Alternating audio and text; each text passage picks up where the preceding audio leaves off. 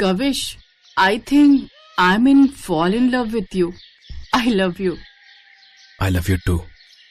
So, will you marry me? शादी?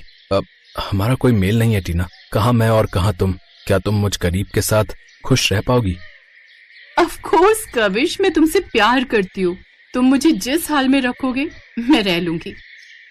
दोनों एक दूसरे को गले लगा लेते हैं। टीना कविश से मिलकर घर लौटती है तो उसके पिता, टीना किससे मिलकर आ रही हो? और ये मैं क्या सुन रहा हूँ? तुम एक गरीब के साथ इश्क लड़ा रही हो? डैड, उसका नाम गरीब नहीं कविश है और वो बहुत अच्छा लड़का है और वो मुझे खुश रखेगा। ये तुम नहीं, तुम्हारे सर पर चढ़ा प्यार का फितूर बोल रहा है। मैं किसी भी फटीचर को अपना दामाद नहीं बनाऊंगा। तो फिर ठीक है डैड, मैं हमेशा हमेशा के लिए जा रही हूँ अपने कविश के पास। मैं आखिरी मौका दे रहा हूँ टीना। उस गरीब से शादी करके तुम्हें सिवाय पछतावे के कुछ नहीं मिलेगा। लेकिन टीना उसकी एक नहीं सुनती और वो मंदिर में जाकर कविश से शादी कर लेती है। लेकिन तभी बाहर बहुत तेज बारिश शुरू हो जाती है। ओह नो, इस बारिश को भी अभी होना था। तुम्हें पता है टीना, शादी वाले दिन बारिश होने से दोनों पति पत्नी का प्यार और भी ज्यादा गहरा हो जाता है। अच्छा तुम यहीं रुको, मैं टैक्सी लेकर आता हूँ। कविश बारिश में भीगते हुए टैक्सी लेकर आता है। फिर दोनों टैक्सी में बैठकर चले जाते हैं। कुछ समय बाद वो टैक्सी एक बड़े से घर के आगे आकर रुकती है, जिसे देख टीना कहती है, कविश, तुम तो कह रहे थे तुम बहुत गरीब हो, लेकिन तुम्हारा घर तो कितना सुंदर है। टीना, ये मेरा घर नहीं है। दरअसल टैक्सी इससे आगे नहीं जा सकती क्योंकि गांव की गलियां कच्ची हैं। अब हमें पैदल ही जाना होगा। लेकिन कविश, यहाँ तो कितना कीचड़ पड़ा हुआ है, ऐसे में मुझे घिन आती है। टीना, तुम मेरा हाथ पकड़ लो, कुछ नहीं होगा। कुछ देर बाद वो दोनों बारिश में भीगते हुए कीचड़ में सने हुए कविश के घर पहुंचते हैं, जहां उनकी झोपड़ी में जगह जगह से पानी टपक रहा होता है और घर के अंदर भी पानी भर गया होता है, जिसे वो बाल्टी से उठाकर बाहर फेंक रहे होते हैं। तभी अनजाने में कविश की बहन बारिश का पानी बाहर फेंकती है, लेकिन वो जाकर नई बहू के ऊपर गिर जाता है। आउच! ये क्या किया तुमने? घर आई नई बहू का स्वागत कोई ऐसे करता है क्या? भैया, ये लड़की कौन है जो मुझसे ये सब कह रही है? हाँ बेटा, कौन है ये? माँ, ये टीना है, मेरी पत्नी और आपकी बहू। फिर कविश उन सबको सारी बात बताता है। तभी कविश की भाभी हाथ जोड़कर टीना से कहती है, माफ करना देवरानी जी, पूनम से जो भूल हुई है उसके लिए मैं आपसे माफी मांगती हूँ। इसने गलती से वो पानी आपके ऊपर फेंक दिया, इसने आपको देखा नहीं।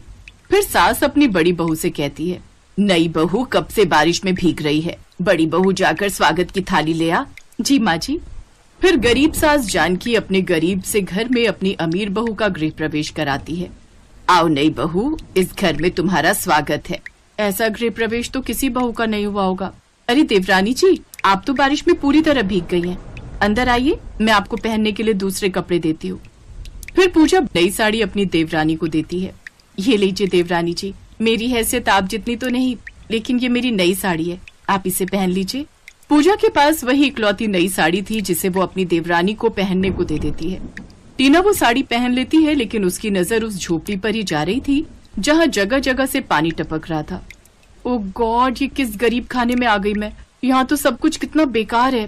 तभी टीना की ननद खाना लेकर वहाँ आती है। छोटी भाभी, ये लीजिए आपका खाना, आपको भूख लगी होगी ना, आप आराम से इस चारपाई पर बैठ जाइए।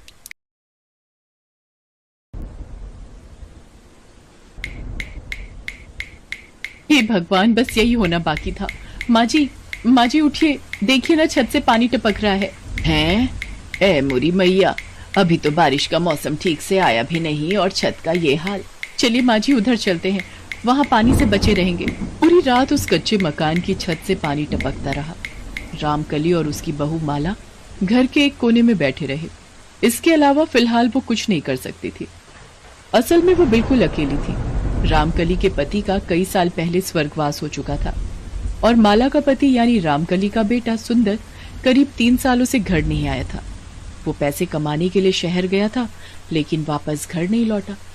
माला ने शहर जाकर उसे ढूंढने की कोशिश भी की, लेकिन सुंदर उसे कहीं नहीं मिला। तब से माला और रामकली एक दूसरे के सहारे ही जिंदगी गुजार रही थी। खेती के लायक बहुत थोड़ी सी जमीन थी, जिसके पास ही एक कच्चा घर बनाकर दोनों अपना गुजारा कर रही थी।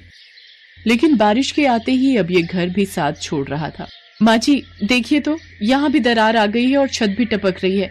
अभी तो बारिश का मौसम बस शुरू ही हुआ है, अगर हमने जल्दी कुछ नहीं किया तो ये दीवार ढह जाएगी और फिर हमारा पूरा घर भी।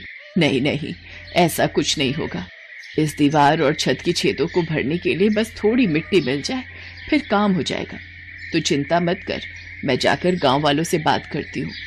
कोई ना कोई अपने खेत से मिट्टी दे ही देगा हमें। माँ जी, मिट्टी ही चाहिए तो हम अपने खेत से ले लेते हैं ना।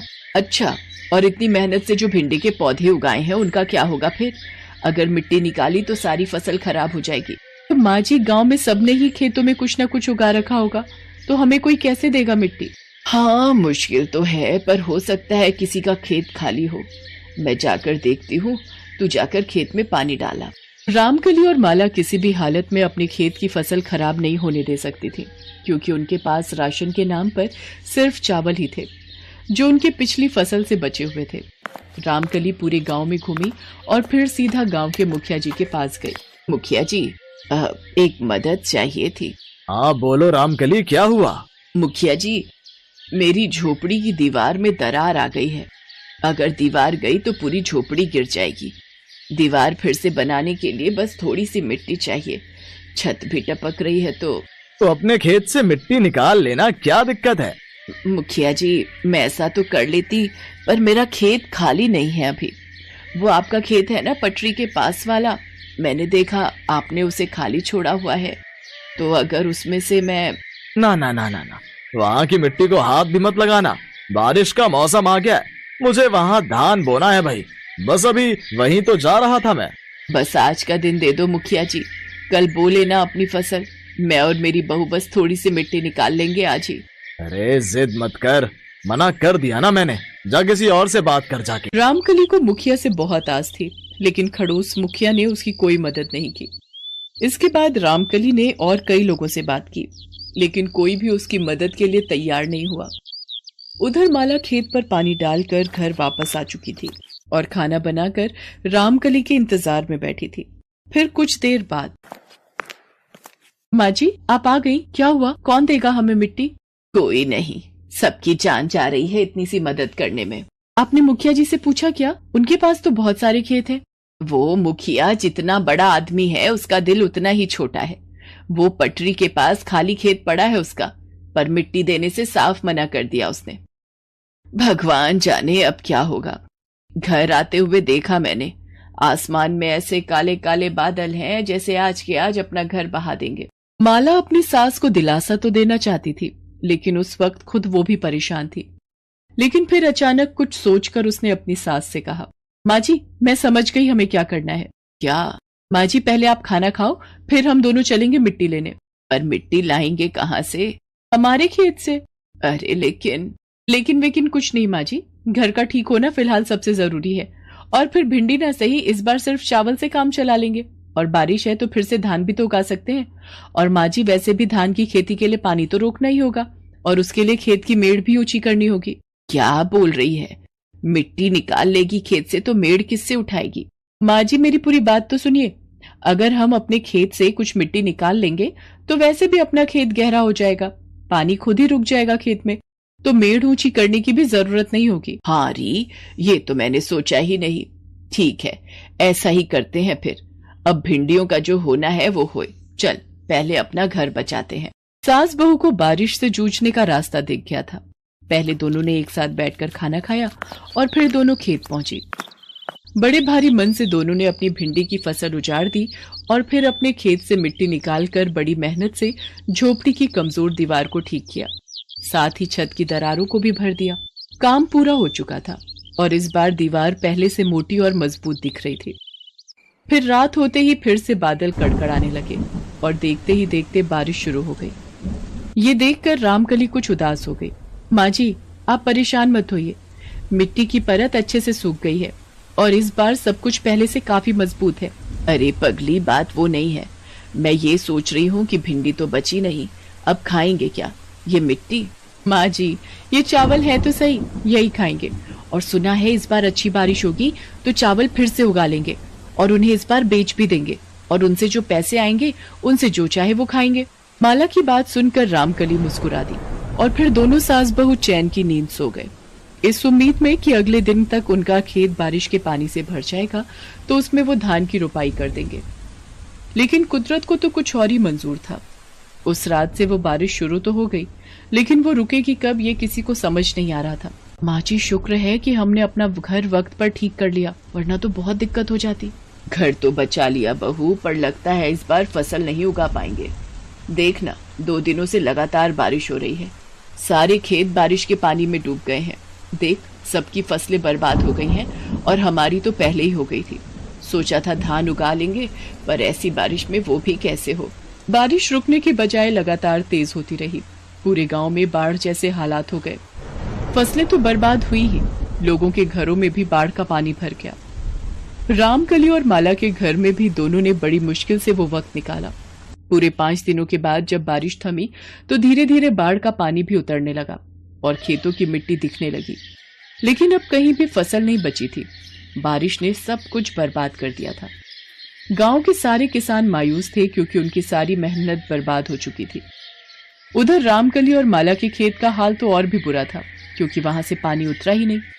बारिश थमने के बाद भी उनका खेत पानी से लबालब भरा हुआ था। असल में घर बनाने के लिए मिट्टी निकालने की वजह से ये खेत एक छोटे से तालाब की शक्ल ले चुका था, और ये देखकर रामकली ने अपना माथा पीट लिया। क्या हुआ माँ जी, हम तो यही चाहते थे ना कि हमारे खेत में बारिश का पानी रुक जाए। अरे पगली, इतना पानी थोड़े ही चाहिए था। ये अब खेत नहीं, पूरे का पूरा तालाब बन गया है। यहाँ धान कैसे बोएंगे बता जरा। रामकली मायूस थी, लेकिन माला अभी भी अपने दिमाग के घोड़े दौड़ा रही थी। कुछ देर सोचकर उसने बड़ी ही फुर्ती से रामकली का हाथ पकड़ा और बोली, माँ जी आ गया आ गया। अरे कौन आ गया? सुंदर आ गया क्या है? नहीं माँ जी, इतनी अच्छी किस्मत भी नहीं हमारी। फिलहाल तो एक उपाय आया है मेरे दिमाग में इस परेशानी से निकलने का। अच्छा बता बता, फिर अब क्या सोचा है तूने? माँ जी, धान बोने के लिए जो पैसे हमने बचा कर रखे हैं, हम शहर जाकर उन पैसों से मछलियाँ ले आते हैं। वाह री, यहाँ भूखे मरने की नौबत आ रही है और तुझे मछली खाने की पड़ी है। हाँ माँ जी, मछली तो खाएंगे पर अभी नहीं। पहले हम मछलियाँ पालेंगे, उन्हें बेचेंगे, पैसे कमाएंगे और फिर मजे से खाएंगे। माला की बात रामकली को भी ठीक लगी। फिर अगले ही दिन दोनों शहर पहुंच गईं और वहां मौजूद मछली पालन केंद्र से उन्होंने कुछ बढ़िया किस्म की मछलियां खरीदी। दोनों मछलियां लेकर गांव वापस ही आ रही थी कि तभी, माँ जी वो देखिए, क्या ये सच है माँ जी? सामने सुंदर था, जिस पर अचानक माला की नजर पड़ गई थी। दोनों फौरन सुंदर के पास गईं। सुंदर बहुत ही बुरी हालत में था। असल में उसका एक भयंकर एक्सीडेंट हुआ था जिसमें उसकी याददाश्त खो चुकी थी, और यही वजह थी कि वो वापस गांव नहीं पहुंच सका। माला और रामकली सुंदर को वापस पाकर बहुत खुश हुए और उसे अपने साथ साथ गांव वापस ले आए। लेकिन अब चुनौती और भी बड़ी थी, क्योंकि अब खाने वाले 2 नहीं बल्कि 3 थे और सुंदर का इलाज करवाना भी जरूरी था। चल माला, ये मछलियां जाकर अपने खेत मतलब कि तालाब में डाल आते हैं। अब तो बस इन्हीं से उम्मीद है। दोनों ने ऐसा ही किया। मौसम और किस्मत दोनों ने उनका साथ दिया। बारिश का मौसम जहां सारे गांव की फसलें बर्बाद कर रहा था, तो वहीं रामकली और माला के तालाब के लिए ये किसी वरदान से कम नहीं था। कुछ ही वक्त में तालाब में ढेर सारी मछलियां दिखने लगीं, जिन्हें देखकर माला और रामकली बहुत खुश हुई। बारिश की वजह से पूरा गांव पहले से ही परेशान था। उनके पास पिछले साल के चावलों के अलावा कुछ नहीं था खाने के लिए। ऐसे में सभी ने माला और रामकली से खूब मछलियां खरीदी और इस तरह उन्हें भी अपनी परेशानी का हल मिल गया। कमाई अच्छी होने लगी तो रामकली और माला ने सबसे पहले सुंदर का अच्छे अस्पताल में इलाज करवाया और कुछ ही दिनों में सुंदर को सब कुछ याद आ गया। अब सब ठीक था। अब रामकली का परिवार भी पूरा था और घर का राशन भी।